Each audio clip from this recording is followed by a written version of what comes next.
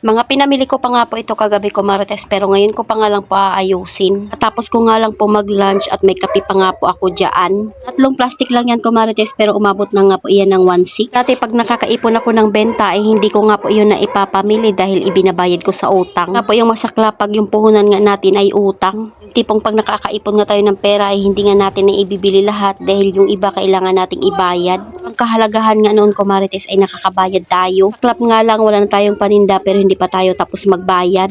Pag grocery lang, pag sahod na naman nga ni jowa. Kakalaman nga po yung tindahan pero marami nga pong kulang. Dahil marami tayong bayarin, marami tayong pangangailangan sa buhay, syempre mas pinipili pa rin natin magpatuloy. Hindi pa rin natin magbukas ng tindahan kahit minsan nga po ay halos wala ng laman. Tapos darating pa sa point na utangin pa yung paninda mo kahit wala nang halos laman. Nakakatuwa nga lang din ko Marites dahil isa na lang din talaga or minsan dalawa nga po yung umuutang sa aking tindahan. Yun talaga yung sinasabi ng kapwa nating kasari ko Marites na hindi ibig sabihin na di ka nagpapautang walang bibili sa'yo. O lang mas napaayos ko pa nga po yung ikot ng aking tindahan at puhunan. Yung iba kasing mangungutang talaga, kilala lang yung tindahan mo pag wala na silang budget. Pero pag may budget sila ay panigurado sa ibang tindahan naman nabili. Pin mo yun yung puhunan mo ay utang tapos uutangin din sa'yo tapos hindi pa sila magbabayad. Babayad man minsan ay umaabot pa ng buwan. Kaya sobrang laking ginhawa din talaga ko Marites na nalagpasan ko na nga rin po yung pace na iyon. O ba ko Marites na kung sino pa yung madalas na umuutang sa'yo, yun pa sila yung hindi bumibili sa'yo ng madalas. Yung madalas na bumibili sa'yo ay hindi nga po umuutang. Hirap lang sa may mga tindahan ngayon ko Marites, pamahal ng pamahal yung puhunan pero paliit ng paliit yung tubo. Yung walang sapat talaga na puhunan ay kailangan din talaga umutang. Kaya kung uutang man tayo ng ating puhunan, kailangan talaga lahat ay mapunta sa tindahan. Kaya mapunta sa negosyo kung ano mang negosyo ang meron tayo. Ang kagandahan lang pag sari-sari store owner nga tayo ay lahat ng pangangailangan natin ay nasa tindahan na. Tapos habang nasa bahay ka ay kumikita ka rin.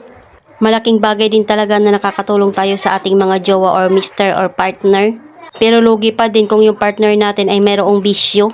Ina nga sa ginansya abay lugi pa sa puhunan dahil minsan mas marami pa silang kinukuha kaysa sa ating nabibenta. Kaya maswerte nga ako kumarites na si jowa nga po ay wala nga pong bisyo. Tapos ang sipag pa niyang pumasok sa trabaho.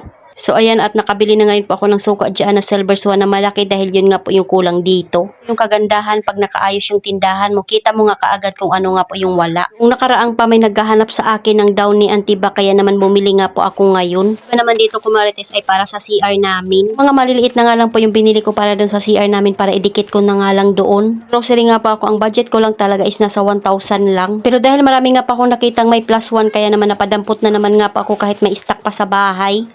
Kaputulin ko nga lang po itong mga ito para naman nga po diretso bigay pag mayroong bumili. Iwas punit na nga pag mayroon ngang bumibili at nagmamadali. Kailangan talaga na putol-putol na nga po yung mga ganitong downy. Din kasi talaga pag napupunitan tayo dahil sa kakamadali at hindi pa mahanap yung gunting. Madalas pa naman na nawawala sa ating munting tindahan ay gunting o di kaya notebook at saka yung ballpen. Tapos pag kailangan natin abay doon pa sila hindi nagpapakita.